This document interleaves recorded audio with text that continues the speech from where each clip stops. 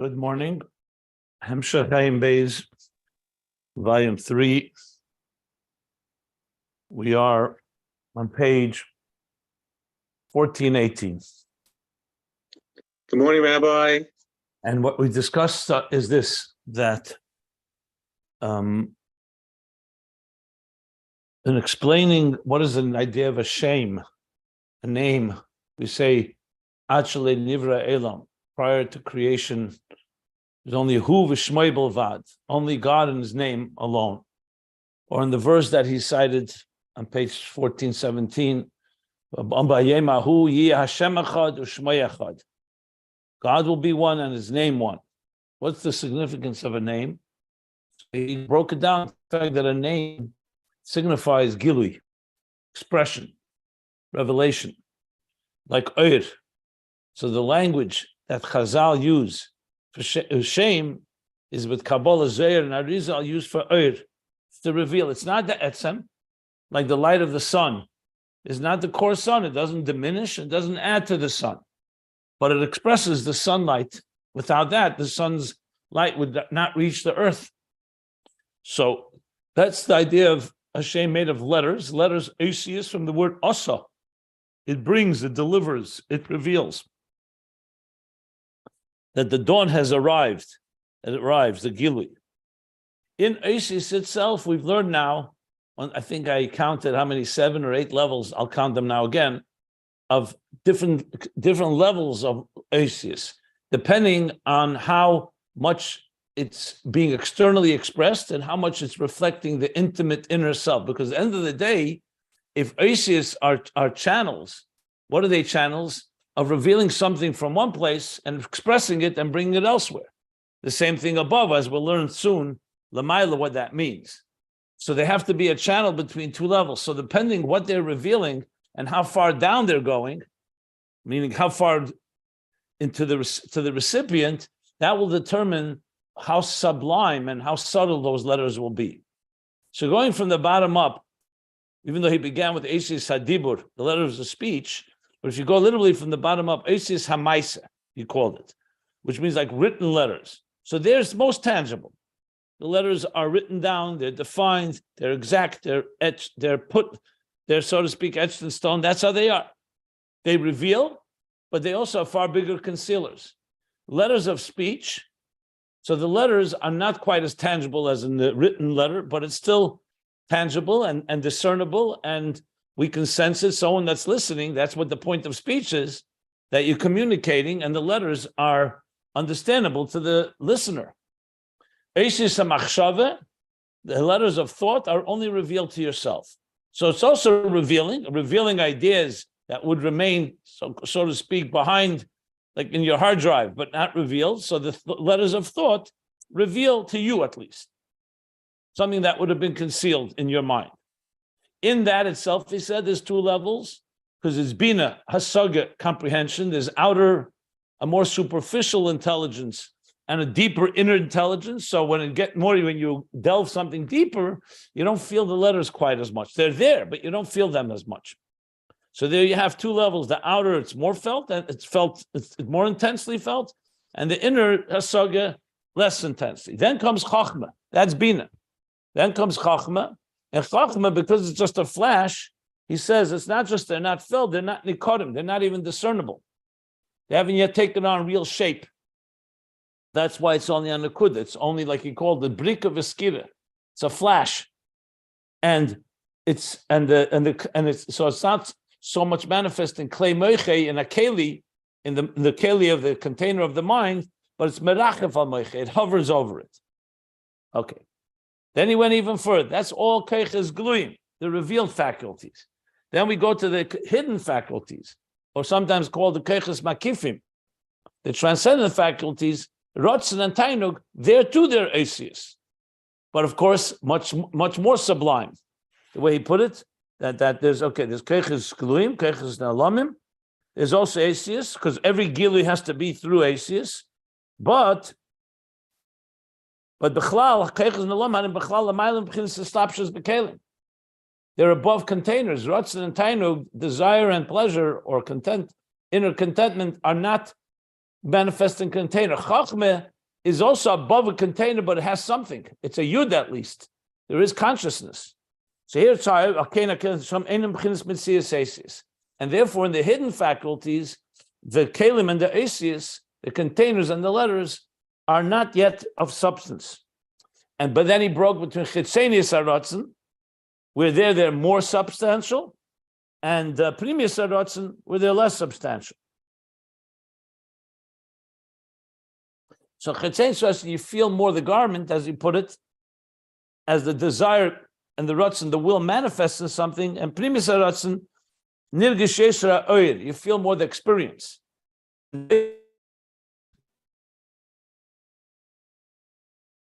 Which is the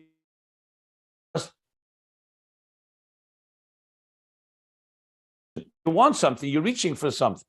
Tainug, as he called it, aliyah vehelam. It's more an internal state of. For the aces, there are not nikadim klal together yet, not have any shape and form.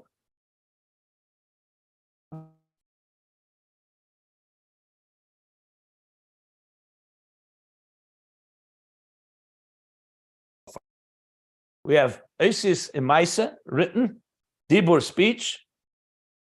We have Machshava, thought, and that there's two levels, outer Chacha, Bina, and inner, outer understanding, so that's 4. Then we have Chachma, then we have Ratzon, and 2 levels in Ratzon, that would make it 7. And then we have Tainug, 8. So I count here 8 levels of Isis going from the written word, spoken, the thought, the deeper thought, inner thought, Chachma, Ratzon, 2 levels, and Tainug. Yeah. Okay. Now, bear in mind, all this is still an example. He's going to explain on the next page, we're going to say, what is this Lamaila? So based on how we understand it, that was one of the big chidushim of Chassidus Chabad that the Alter Rebbe innovated, was that for my flesh, I behold God, that we can find within our own system. So we have something to hold on to. We could look at study our own bodies, our own flesh, our own beings, our faculties. And from that, we can understand godliness, because God created the world in a way that should reflect the divine image. The human being was created in the divine image. So everything we're learning here is going to be example that reflects how it works also above the process of how from complete abstract oir, and even higher than that, from etzem, will come into a tangible reality. The goal, of course, is to understand the interface, how we connect the two. We connect the deepest levels that are beyond definition into, we express the inexpressible, into words, into letters, all the way down to the lowest levels. That's ultimately where he's going with this. But we're still in the middle of discussing these la'isiyas. So isiyas are channels, and depending on how high how deep it's expressing something, in other words, what level it's coming from, and where it needs to express, that's what determines the tangibility or the concreteness and the definition of these letters. But here comes now the big question before we continue on. How deep do letters go? Based on what we've learned till now, you could argue that letters like sunlight, the sun and the light of the sun, are ultimately 2 different realities. Light is the sun's light, but the etzem of the sun is a luminary. It's a source of light. Light itself is just an expression of light. So you could argue the letters are just channels of expression. But when you come to the etzem hanefesh, like we said, the letters don't add and don't subtract. Are there letters in the etzem? And this is vital, especially in the context of the interface. Because if you say letters are only in expression, then ultimately there remains something in the etzem of your soul that you really can never express, which is true. We all know the deepest things. But the question is there any access there? And the same thing of God expresses the divine and very sublime, the highest levels of godly energy, God's pleasure, God's will, desire, higher than Chachma and Bina, the levels that come into the revealed level. Letters They don't have any. I'm having trouble. It's breaking up for me. Anybody else? Yes, for me as well. Same here. Or not good. Same here.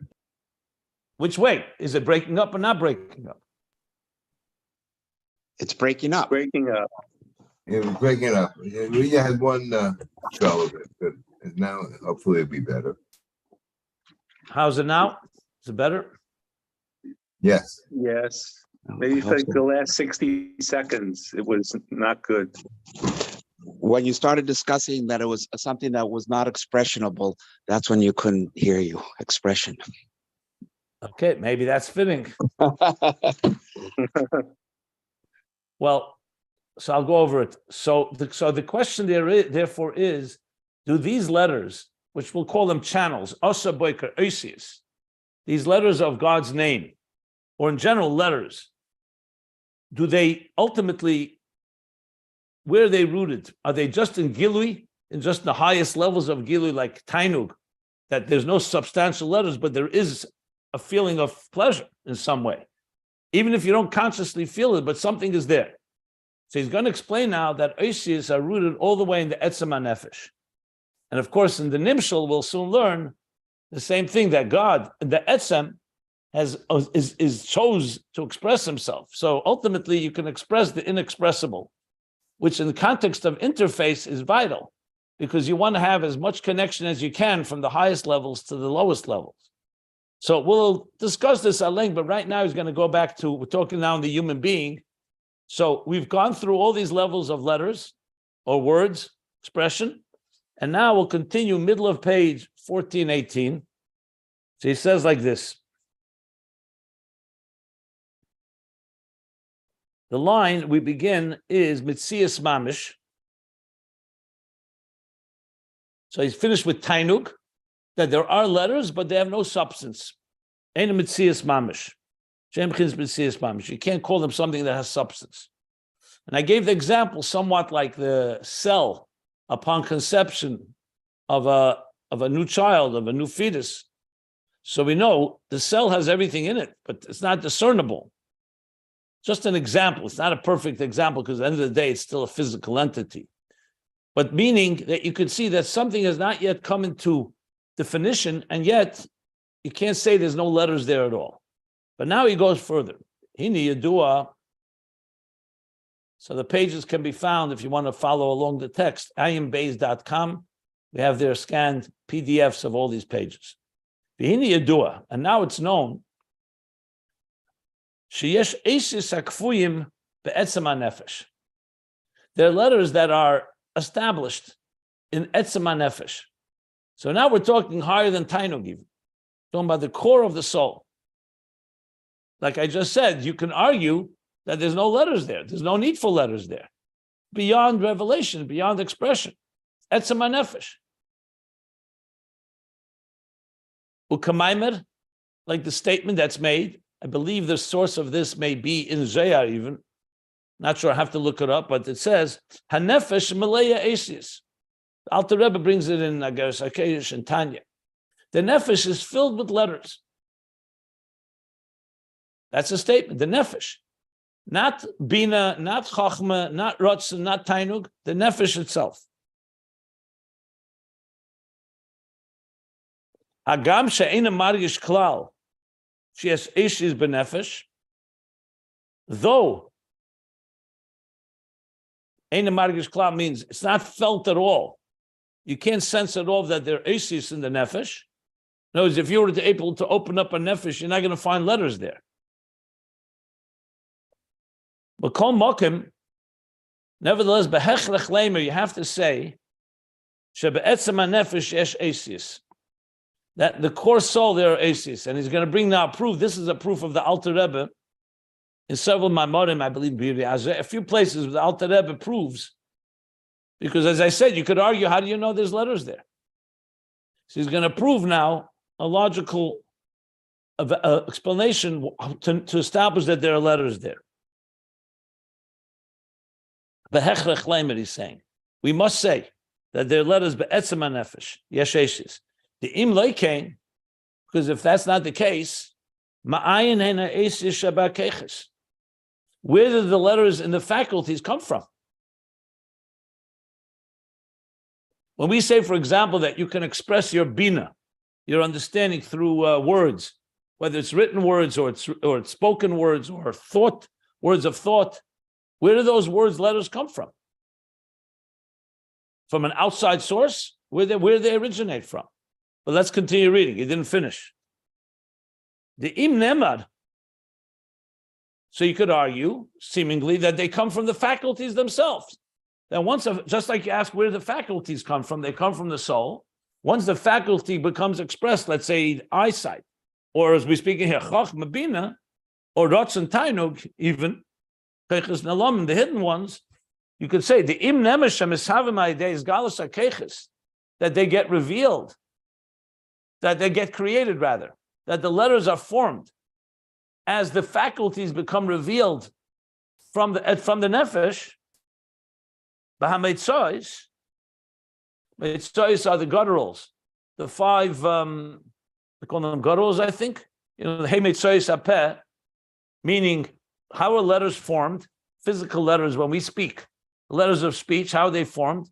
So we know they're the lips, there's the teeth, there's the palate, the throat, and the tongue. So different letters require a combination of all those elements. And we learned this as well. Like, for example, aleph is primarily from the throat and the lips. If you don't use the lips, you can't make a pay.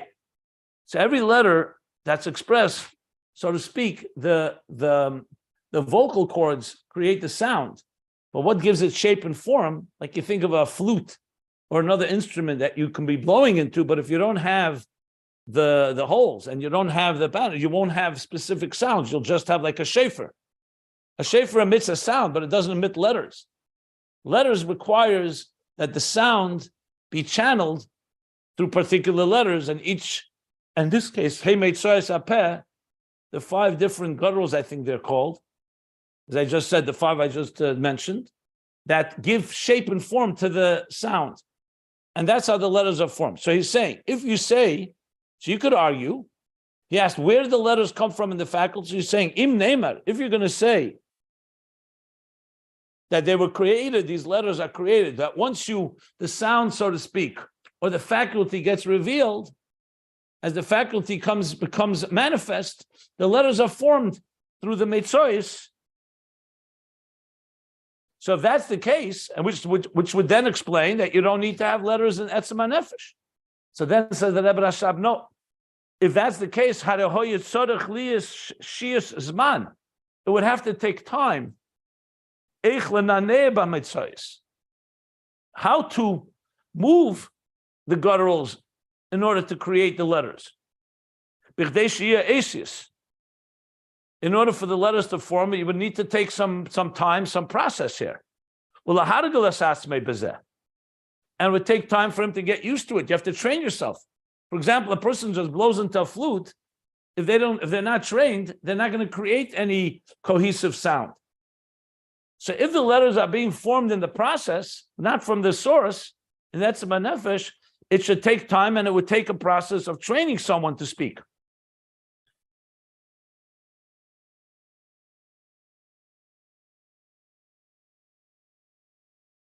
And if we say that is coming from the revelation of the faculties themselves, and these 5 gutturals are and the gutturals are only essentially channels that allow these letters to take on shape, to become mitzias, shekenu emes, which is the truth. That is the case. But if it's only that, if it's only coming from the faculties, and that's traveling through the mitzvahs, through these channels, then levad zeis the eich yisavim agiluim mashaloi hayibim kedam, mashaloi yeshbim kedam. Besides the fact that we still have to understand, how did something come from the giluyim that was not there in the source? Where did the giluyim of the faculties get this power to create letters? Yes, the mitzvahs give it shape and form, but where do they have the power? Besides that, okay,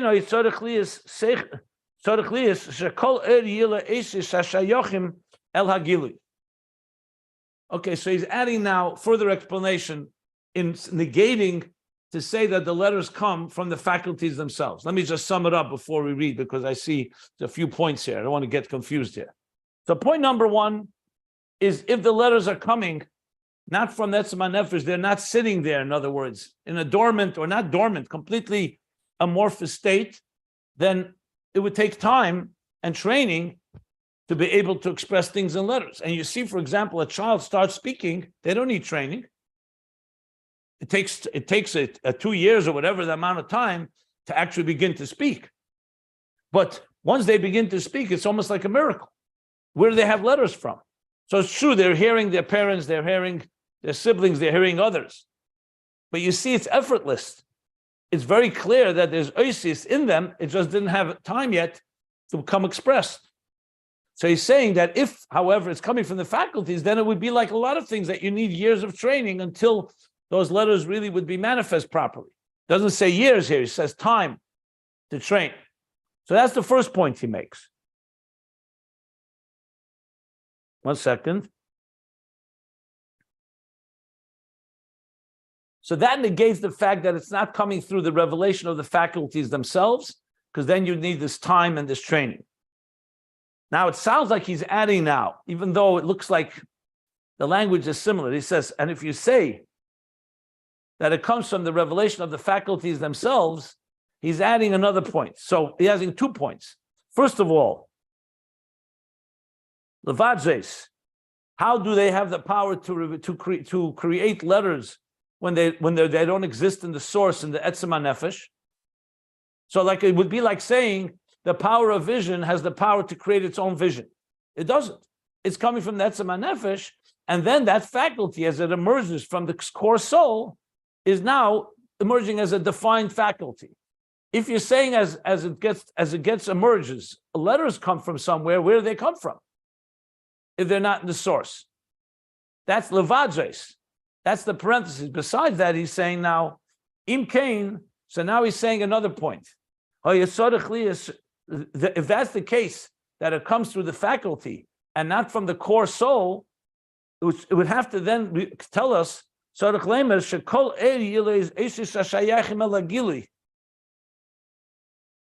every gili would have to have particular letters that it is using to express itself.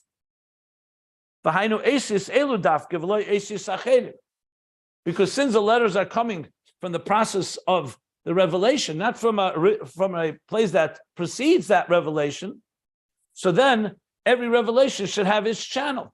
Only these asis and not other asis. And you can't say that. Why not? Because we see the gili echad, that one idea that's revealed, yesh lekama asis. There are different words that you can use, different letters and words you can use to express the same idea. Ukamoy, Teisvis, Reish, Rosh, Veran. He's bringing here Teisvis, bringing here Rishenim, the Rosh and the Ran, the Teisvis and Ran. That what? She'emnim Sheikh Seichel Echad.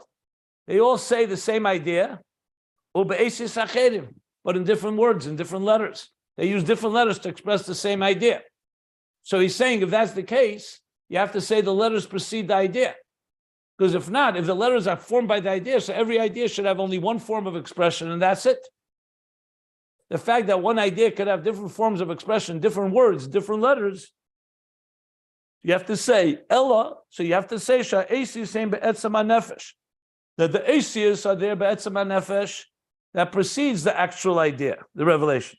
Ubizgalas HaKeches, and when the faculties get revealed, Bizgalim Gamken Asias, together with that is also revealed letters from the Etzem HaNefesh, Lahovias Agili Hazeh. That not just the faculty emerges from the Etzem HaNefesh, but also the channels of expression emerge from the Etzem HaNefesh. And that's why that's one idea can be expressed in different ways. Because the idea is not the creator of the channels precede that. That's how he's explaining that why he can't say that the letters come in a middle stage, or once the faculties are revealed, that it's coming from, but it's coming from the etzem nefesh. Well, lachein, let's finish and then we'll analyze this and make sure we understand it well. Well, lachein, and therefore, kol echad v'echad omer haseichel be'eshis acherim. So everyone can say the same idea, different letters, different words. The taste was the rosh, the ran, and just an example. Why? Because each one is saying it according to the eifin, that the eishis that come from the nefesh. So in other words, the nefesh, each one has a nefesh letters there, so each one is using different letters. If it would come from the idea, it would have to be limited to one form of expression. I'm not saying that I understand this perfectly, to be honest. We have to analyze it, but that's what he's saying. So first, let's just learn pshat. Aval ikran. So even though, yes, the revelation of the letters comes once the faculties get revealed, aval ikran shala esis be'etzem nefesh. But the primary source and root of the letters, or it doesn't even say source and root, the primary element of the letters is from the etzem nefesh. It all begins from there. But obviously there, it doesn't have any shape and form. As the faculties emerge, they emerge with these channels called esis for the different types of expression. And now he brings another raya. But before we go there, let's analyze what we just learned, because, as I said, so again, he said the first thing was about it should take time. If it was coming from the faculties themselves, it wouldn't be natural to us letters. And we see it's natural. It doesn't require time or training. The second point he made was that where do the letters come from if they're not coming from the source? How do the faculties have the power to create letters? And the third point he made, the last one, is that the fact that you can explain the same idea with different letters tells you it's not coming from the idea, from the faculty, that is coming from a place before that. That's the one I'm not so clear understanding exactly. Why can't you say that everyone's faculties emerge differently and therefore their letters are different? So the Rosh, or the Tesvis, Rosh and An, each one, from the Etzem HaNefesh comes out the idea, and as the idea gets revealed, each idea has its own form of letters. I have to think about it some more. Maybe someone here can understands it better and can explain it. But I'll stop here if anybody wants to ask anything or explain something. Make sure we wrap our heads around this point. Again, what he's making the case here is that Eishis are rooted higher than for their expression. They're rooted all the way in the source. In a way, you could say about the sun and sunlight. Even though the sun is not defined by the light, and the light is only a reflection of the sun is a luminary, but you have to say the sunlight does not come from nowhere. It is because the sun has the power, like the Alter Rebbe says in Shari Yechud V'Amunah, that in the source, in the sun itself, there has to be light as well. Because where does the light get its light from? So the sun has two elements. It's a source of light, all the different hydrogen or whatever, all the different reactions, chain reactions that are creating the light and heat of the sun. And then there's another element that the sun has the power to emanate. And that power is within the sun itself. But even though we don't see it in the sun, because where do you see sunlight outside of the sun? Because in the sun, it's completely nullified in the power of the sun, as he explains in Shari Yechud V'Amunah. So somewhat similar, he's saying that the letters are rooted in the core of the soul, except they're not revealed. And as the faculties emerge, they also emerge with the ability to express themselves in particular words and letters, as we spoke about. Words of written words, spoken words, words of thought, or letters of thought. But the bottom line is that the letters come from the Etzem HaNefesh, gives the power to also express ourselves.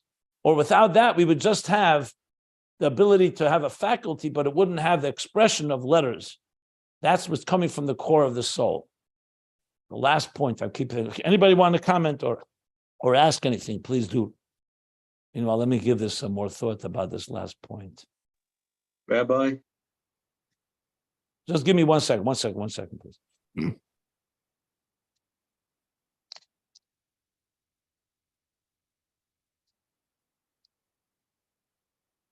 Okay, maybe he means it. 1 second. I'll just add one thing. Maybe he means it very balabatish. If you have a gilui of an idea that's coming from the mind, bina, chachma, whatever, and that's rooted, it's rooted in the superconscious all the way into the nefesh. So the idea has emerged, the gilui. The fact that that gilui can now have different ways of expressing it tells you that the gilui does not define the letters.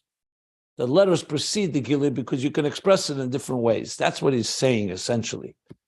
So that tells you that because I'm reading it again. The gilui erech yeshli kama esis.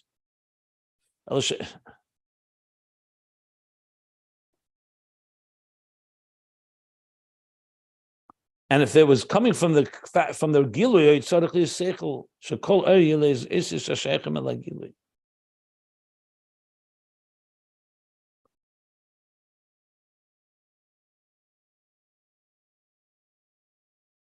And if it was coming from the revelation of the faculties, so then it has its channel, and that's it. How can you then use other aces? Each revelation has its way of expressing itself. The fact there's other aces means that the aces are deeper, come from a place that precedes that particular gili. Okay. Still need to wrap my head around it, but go ahead. Yes, please. Rabbi, does this discussion include the man-made letters as well, meaning the non-Hebrew letters, the other alphabets, and so on, the other languages? Why not? It's just a matter of what we grow up with. Yeah, well, I say man-made. I mean, this is not talking here about divine letters or not. This is talking about the power of speech. The people speak Hebrew, they speak English, they speak French. So that of but the Etzem HaNefesh, I mean, you're asking what language is there in the Etzem HaNefesh. There's no language, actual language. He says letters. Letters means channels of expression. What form it takes, is it French, English, Spanish, or Hebrew? Unless you argue what he says here, then did this break up again? Are you hearing me clearly? Just for a second, but it's okay now. Yeah, just for a second. It's an interesting question because based on what it would seem to suggest that, for example, the language we speak is definitely what we hear. So the letters are not, the English language or other languages are not necessarily in the Etzem HaNefesh because well, that may just be more proof to what he's saying. The mere fact that wherever you grow up and the environment, the language they're speaking, two people can say the same idea. One person says it in Hebrew, one person says it in English. So that also tells you the aces precede the actual expression. Because the expression comes down to what kind of home you grew up in. You grew up in a home, everyone's speaking English, you're going to speak English. But also, isn't there a parallelism between? So remember, this there's two concept? things here. 1 second. There's two things with aces. One is the bare fact that we can express ourselves in letters, in words. Then the question is, what words do you use? Is it English, Hebrew? Is it the letters of the Rosh, of the Ran, of Tosfos? That's already the form and shape it takes. But the bare fact that you can express yourself is coming from the nefesh has a power, just like we have the power to see, the power to hear, the power to conceive of ideas, the power of feelings. We also have the power to express ourselves in particular letters. Then, obviously, for example, you could have asis in the nefesh, and if God forbid, a person has an injury or a handicap in their mouth, they may not be able to express themselves. He's actually going to bring that as the next proof. So in other words, the fact that you can express yourself as from the nefesh does not mean if your instruments are somewhat compromised, God forbid, it still won't express itself, but it doesn't mean you don't have letters. It just means that technically you can't express it. Just like I said, language is already a technical matter. Are you saying it in English or in Hebrew or another language? I think that's the next line he's going to say. So I think that's very important here as well. So I didn't really finish till the end of the paragraph. I hope to. But let me hear from what else anybody wants to say. Go ahead. Isn't this a parallelism between the power of speech and sight that we discussed earlier? That the sight outside of the body, it's a whole new realm of revelation and understanding versus the goof. The goof, or as you said, faculties, it's a form of gashmiut. So isn't the same concept as vision that can be applied to this concept also? Why not? Yeah, absolutely. It starts from a very sublime place that doesn't yet have kalim, and then it manifests. In other words, before the soul comes into a body, it has the power of faculties. The soul does not gain. There's the power of vision or the power of intelligence is not born when we go into a body. The soul has those faculties. However, it doesn't have a physical instrument and channel through which to express it. So when the soul enters a body, now we have a physical instrument, which includes an eye to see, an ear to hear, a brain to conceive ideas and understand ideas, and a mouth and all the five gutturals to express sounds into letters and words. Yeah, absolutely.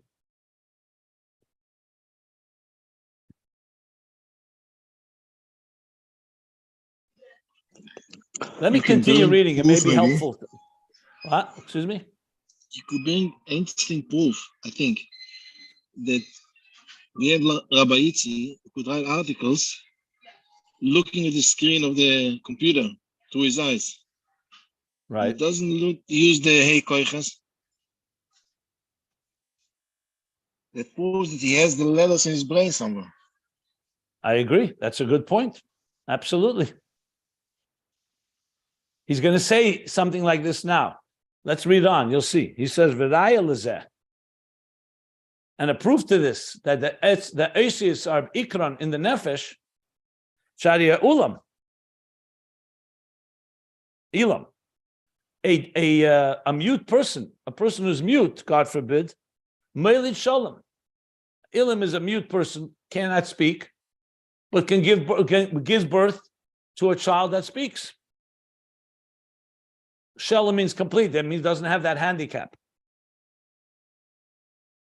It says, look in what it discusses about this, at length. Look in the Hemshech Rosh Hashanah, Yom Tov Rosh Hashanah, Tov Reish Nun Tes, where he speaks about the formation of letters. So you see a person who's mute is able to give birth to someone that can hear, that can speak. If the handicap is in the letters, is in the faculty, not in the nefesh, how's that possible? So you have to say that he has letters, except in his case, God forbid, he's handicapped, cannot speak. Or like I mentioned before, you just gave a good example. Someone that is not capable, his faculties aren't functioning, but he's able to communicate in other ways. Because there are letters that precede the faculty. That seems to be the most obvious proof of all, this last one. It's interesting how the Rebbe Rashab developed the proofs. First, he began that it would take time and training. Then he said the idea that where they come from, the letters, and then he said the idea that there are different ways of expression, which I think now can be understood, because that's what it means. There's different ways to express the oyer, so you have to say that the different ways precede the oyer. And here's another way. You just mentioned an example, technology. A person who cannot speak, has MS, and he's able with his eyes to look at the letters, and he's able to convey an idea and write a full article. Because the idea of expression is not a faculty, it's not based in the faculties, it's rooted in the nefesh. V'zeu shekosav, v'hi ha'odam lenefesh chaya. So when we look in the Bereshis, it says, "Vayhi ha'odam," the person will be nefesh chaya, a living soul. So the Targum Onkelos interprets, "L'ruach memalala," a spirit that speaks, a ruach that speaks, a speaking individual. Other creatures don't have the power to speak. So you say nefesh chaya. The Targum says, a spirit, a ruach, is a nefesh. Chaya is interpreting as speech. In other words, what makes a human being unique, speech is not an incidental thing. It's a person, it's a soul that can speak, a soul that can communicate. And that's why we call the nefesh a speaking nefesh. It's not just a tangential instrument. Al shema oisius hakfuim benefesh. Due to the letters that are established, that are, you can say, ingrained, is the right word, ingrained in the nefesh. So they're not tangible letters. Just like you look at a nefesh, you're also not going to see tangible faculties. But the concept of expression, that was what God blessed a human being. He says, I'm giving you a nefesh, the capacity to speak and communicate. That's why we call the human being a medaber. A speaking person. However, the letters within the soul itself, there's no mitzias, there's no substance. You're not going to find letters in there at all. Klal. Absolutely not. You're doing klal, and that's why they're not known, they're not discernible, and Yeduim is an interesting word here. They're not at all known. These letters are not in any way, there's no awareness of them, because there's no mitzias. They'll only emerge afterwards. They'll emerge. Once the faculties emerge, it'll emerge also with the channels of Asis to be able to express those faculties. I'm sorry. So just like we don't feel the letters, we also don't feel the etzem nefesh. You don't feel your etzem nefesh. You know it's there. Because the asis, the channels of expression, are not in a state of substance. You can feel your faculties. You can feel. We can sense ourselves seeing, hearing, speaking, thinking, feeling. Those things we sense. Why? Because sensation itself is a revelation, an expression that has definition. So think of Oyr. Oyr itself, without kalim, without channels, is just white, seamless, shapeless light. In the context of sensation, it has no feelings, it has no description, has no definition. Like I often point out, I ask you, what is your left leg doing right now? So until I told you that, you're not even thinking about it. It's just there. Even deeper, the etzem nefesh is just there. Oisius are the handles that allow us to experience something. So we call consciousness, awareness, experience is due to the fact that there are oisius. If there would be no oisius, we would not have experiences. We wouldn't be able, not just not talk about it, we wouldn't even feel it, we wouldn't sense it at all. So essentially the nefesh has within it the capacity to experience something. However, it doesn't happen until it emerges into specific faculties, and each faculty has its channels of oisius that are also rooted in the nefesh. So it's not just that the nefesh is the source of the faculties, the nefesh is also the source of the channels of expression and revelation of oisius. That's what he's adding here, the chiddush here. So the oisius are all the levels we spoke about, from Maisa, Dibur, Machshava, Bina, Chochma, Rotz, and Tainug, but they're rooted all the way, and their main primary place is in the nefesh itself, except there they're not of substance. And that's why there's no sensation. That's why we also don't feel that etzem nefesh. Everything there is beyond expression, beyond definition, beyond any sensation and feeling.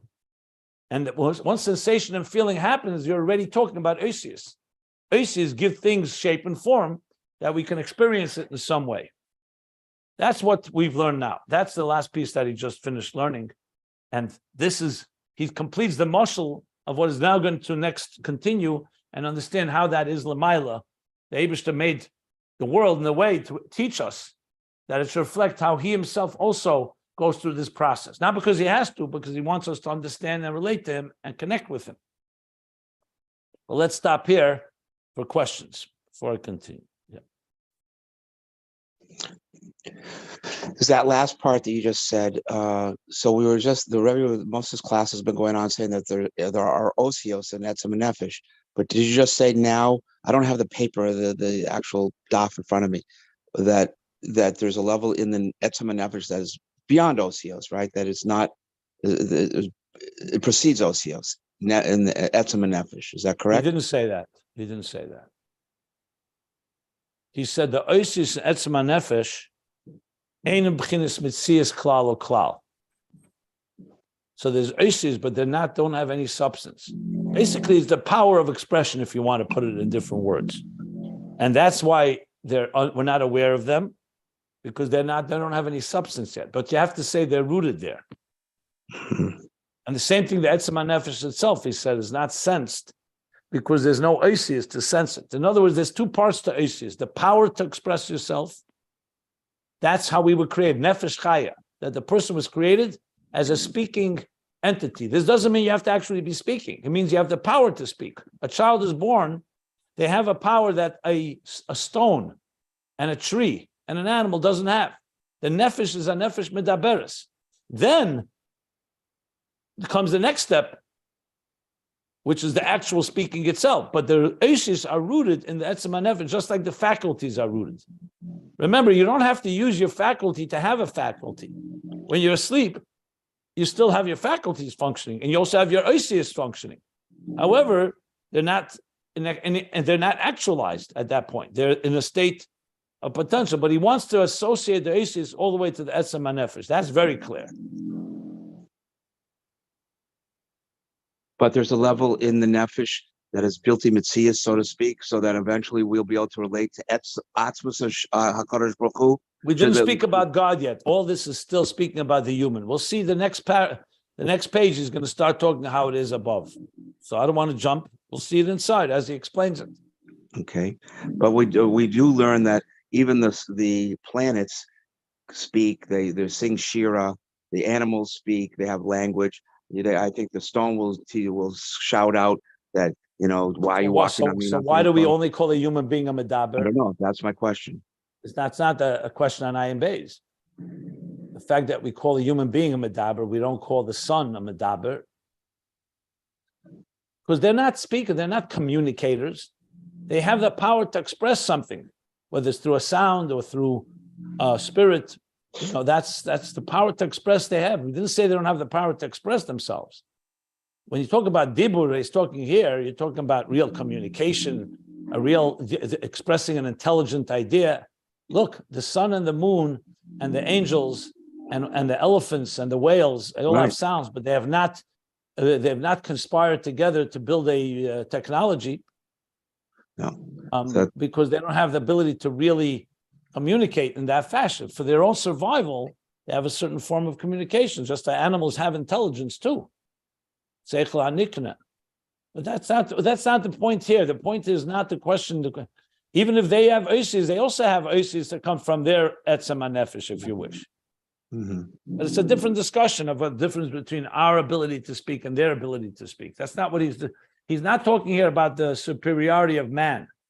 Here he's talking about where the oisius that we do have, where they originate from. They're saying that that's the definition of, like he said, Vahi ha'adam lenefesh chaya.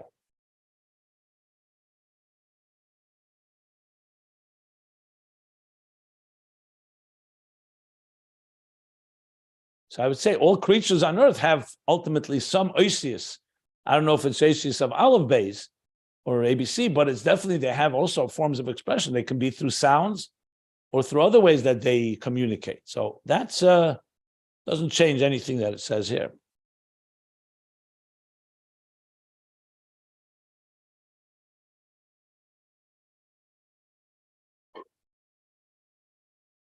Okay. Also, when you said about people speaking different languages, English, French, or German, or whatever, even then, as my understanding that, of course, even Gentiles, they are created through Lashon HaKodesh, the osios of Torah, right? I mean, we'd have to say that their nefesh is the channels of godly revelation is Aleph Beis, not French or German. Well, what about Jews? Most Jews don't speak Hebrew or Yiddish either.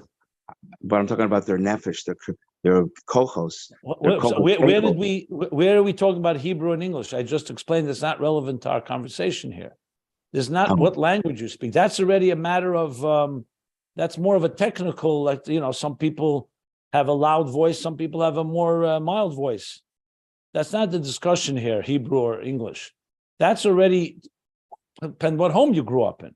We're talking about the power in the nefesh to express itself, that it has oisius. What type of aces they're going to be, that's going to come down to what your surroundings are like.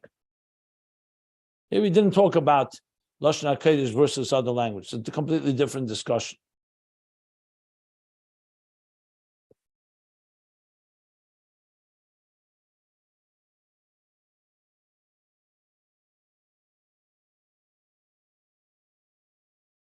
And whether even the Isis and Etzem HaNefesh even have a language, frankly. If they don't have substance, then do they even have, they definitely don't have Ayin Beis. So they may not have language altogether. They're just really, I mean, to put it in other terms, like I've explained a number of times, you see, we live in a world of tangible, empirical experiences. For us, it's a given that everything is expressed and so on. But you have to remember, when you go from the Etzem, the very idea that there's Oyer and Keli are creations. That God created an Oyer to reveal and a Keli to define. And that became the very essence of existence. That everything has those two forms, have body and soul, or form and function. But if you really dissect it, you think about it, in the core level, it had to originate that we have those two capacities. You could hypothetically have someone has a soul and has all kinds of powers in it, but they never are revealed. Imagine that. Like, God forbid, a vegetable. Person can have all the faculties, but due to a stroke or due to some other, God forbid, a handicap, it's completely locked inside their soul. But we were also given, the soul was also given a power to express itself. And I don't just mean the faculties through which to express itself, but there's actually powers within the soul, that powers of expression, powers of faculties. Like we learn about, was mentioned before, the power of vision does not come from the eye, it comes from the soul. That's why you could have a physical eye and you don't have a soul, it won't see anything. So it all comes from the soul, just like a light bulb needs electricity. But here it's even more than that, because the very power, the faculty, comes from the soul's power. Now he's adding that also the expression of the soul, the expression of those faculties through speech, what he spoke about, the power to speak, is also originated the Asis. What he said, the expression was Nefesh Melea Asis. The Nefesh is filled with letters. And that's what explained what he said now. Letters, but not tangible ones, not substance, but the ability, I would say, is the power to express through specific words and letters. That originates, we're born with that. The Nefesh has that intrinsically, it said, it's ingrained in the Nefesh. Kfuyim, Eishis Kfuyim b'Nefesh. They're not letters that were added on later. They're not additions. They come with the Nefesh itself, comes the Eishis of the Nefesh. Now, just for the record, you asked whether the Etzem HaNefesh is higher than Eishis. That's a given. He didn't say the Etzem HaNefesh is Eishis. He says the Eishis are in the Etzem HaNefesh. Obviously, there's a letter that have levels that are higher than the Eishis. But for all practical purposes, the Eishis go all the way to the Etzem HaNefesh. I think the next I'm going to stop here at the end of the page, 1418. And the next page on Sunday, we'll continue learning Hadugma Mizeh Yuvan Lamayla.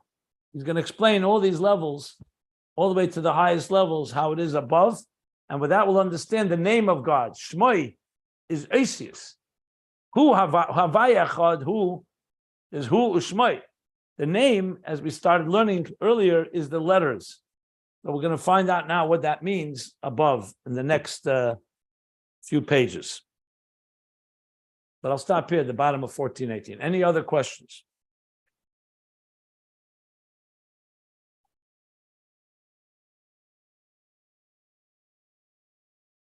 Yeah.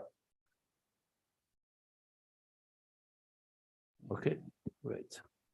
Did you mention at the beginning of the class about Beis Nissen? Rabbi, I missed the very beginning. I didn't. No, I'll mention it now, actually.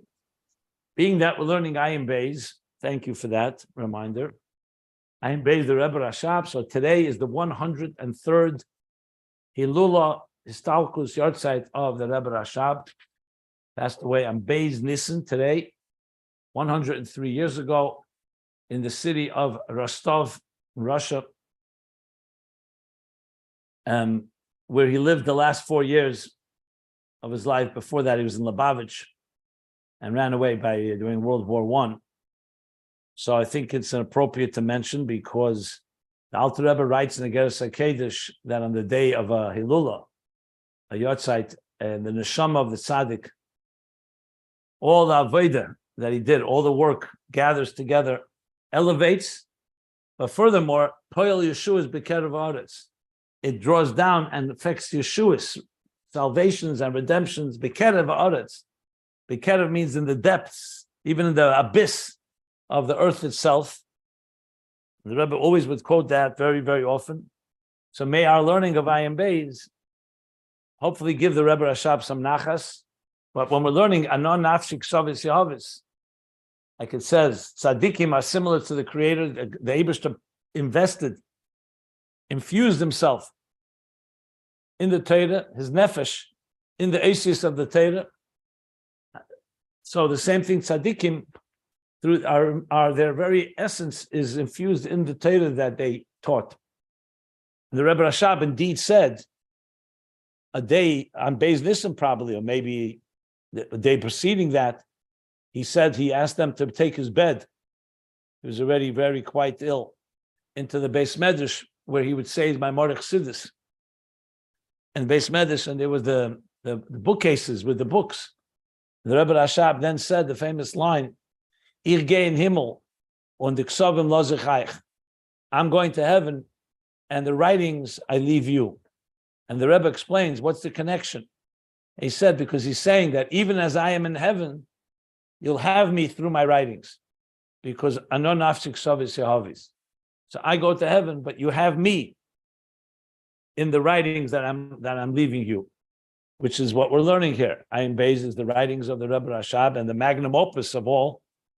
So it's of course, appropriate day to remember that, and that's chus and the appreciation we have that the Rebbe Rashab did indeed infuse himself. So when we're learning this, we're not just learning ideas, Chassidus and Divrei Elokim Chaim, and all the divine that's in Chassidus, but also the etzem of the Rebbe Rashab himself is in these letters. So here we have etzem HaNefesh and letters. So the etzem HaNefesh of the Rebbe Rashab is in all these letters, and hopefully that connects us, and we can then bring it down into action. Rebbe Rashab established Temchet Mimim, the yeshiva, us as soldiers, to carry the message of Chassidus, Pnimis HaTorah, to the entire world, and transform the world into a world filled with divine knowledge as the waters cover the sea with the Geula. So that's a little tribute Amen. to Beis Nissen. Amen. Amen. Amen. L'chaim, l'chaim. Chaim, l'chaim. Rabbi Jacobson, the last 4 years the Rebbe Rashab was in Rostov, did he write or say Maimorim there? Yeah, absolutely. We have Sefer Maimorim, Ayin Zayin, Ayin Tes, and Pei. He said and wrote Maimorim. He also continued writing Ayin Beis. We know what we're reading now was most likely written in Rostov, because there are places he actually refers to Maimorim in Tafresh Ayin Tes, which would be already 1918. And he left Vayera. The Shabbos Vayera was the last Shabbos. Vayera Tafresh Ayin Vov. That would be 1915, November 1915, essentially, was the last Shabbos. Vayera Ayin Vov. It was already the new year. And that's when he left. And but he continued writing Ayin Beis as well as other Maimorim, and said a Maimorim every Shabbos. If you have Sefer Maimorim, you'll see Ayin Zayin, Ayin Ches, Ayin Tes, Tafresh Pei, all the way till almost Beis Nissen. The last Maimorim are Purim, Tafresh Pei, because Purim was right, a few days before, 2 weeks before Beis Nissen. The whole story is beautiful, powerful stories of how the KGB, the Yevsexia, came while he was farbrengen. There was money on the table. You ever hear the story? Yes. Yeah, I've heard it. But maybe Tremendous. Yeah, how the Rebbe Rashab was completely, everyone thought it was a big sakana, because we're not allowed to gather, you're not allowed to farbrengen, you're not allowed to have money and collect money. And then he said that they are klipa, and klipa has no substance, and if you ignore them, it'll disappear. And that's what happened. The three spies, so to speak, that came and just walked out, and everyone said it was lapella. It was a wonder. They couldn't believe it. That was that kufi. You ever read a Shkafta the Rebbe? That's basically Rabbi Moshe Dov Ber Rifkin. He was a big chassid of the Rebbe Rashab. He was also a shtubacher. He was a helper in the house, an aide. So he writes up an unbelievable document called Ashkafta. The Ashkafta means I don't say the deathbed, but essentially the last days of the Rebbe Rashab. Unbelievable how he describes those days. Every detail, the Rebbe Rashab, the morning and the evening, at night, what he was saying, it's very, very moving to the last second when his neshama returns up. You have to read it. It's overwhelming, actually. I once read it in one of the programs I did. Very, very emotional. Every detail, how the tear that comes out of his eye. You have to check it out. If you haven't read it, it's worth reading. It's in Hebrew, but it's very easy Hebrew. He writes a beautiful language. I'm sure they may have translated, but the Hebrew itself, worthwhile reading. Very, very, very inspiring. And then, of course, continues with the Frierdiker Rebbe, immediately assuming leadership, even though he didn't want to, but yeah. Check out Ashkafta the Rebbe. Very, very strong stuff there. Wow, that's great. So you say As a matter of fact, I'll just say one thing that always struck me. So he was quite ill. I think he had typhus. I'm not sure. It was very ill, and he had at night he had terrible high fever, and sometimes it would seem people think he was delirious. And he was speaking, and Rabbi Rifkin writes in his diary, this Ashkafta the Rebbe, that you couldn't hear everything he said, but you heard one thing. He said that neshama geht eis von the yichud, von the chibur, von yichud Elah and yichud Elah, the higher yichud and the lower yichud. This is what the Rebbe Rashab is speaking.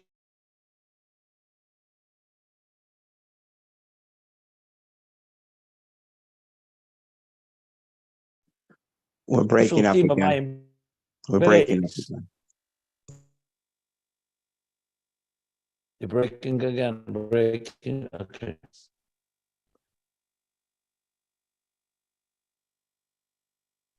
What did the Rebbe said that the neshama goes out with yichud of yichud Elah, yichud Elah?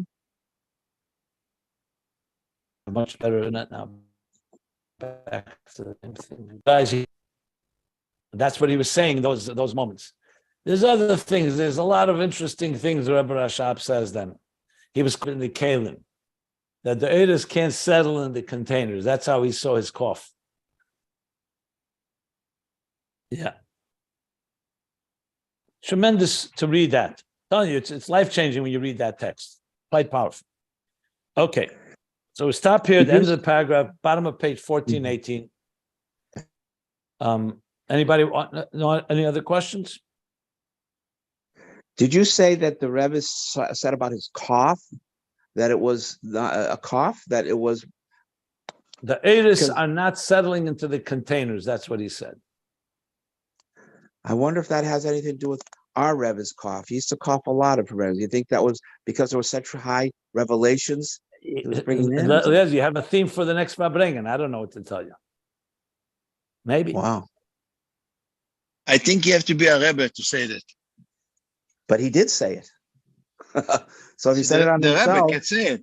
I know, but so I understand, because I always wondered about that cough. Maybe that's what's going on, because the Rebbe Rashab is revealing that's maybe something because he's bringing down such high giluim, or that needed that or something, the cough to do that. I don't know. Naftali, did you ever hear from Moshe Dickstein when he wrote down his Yechidus and the Rebbe was Magia, a Yechidus of his, and he wrote that in this place, the Rebbe coughed? I once heard, I don't know if it's true, that the Rebbe changed the cough into Kan Himti Kagvuris. Did you ever hear that? Yes, something like this. It was a long, long time ago. Yes. How do you say cough in Hebrew? Hishta'alut, mishta'el. Right. I think he wrote that, and the Rebbe wrote Himtik Gvuras. I have to check with him. Pretty powerful if that's the case. The Rebbe responded to that, you said? The Rebbe said it was him Tik Gavuras? I once heard, I can't confirm it. I have to confirm that he wrote that the Rebbe coughed in the middle of the Yechidus in a certain place. So the Rebbe edited that and wrote, Himtik Gvur, he sweetened the Gvuras. Anyway, just mentioning it because we're talking about the cough. So I'm stopping here.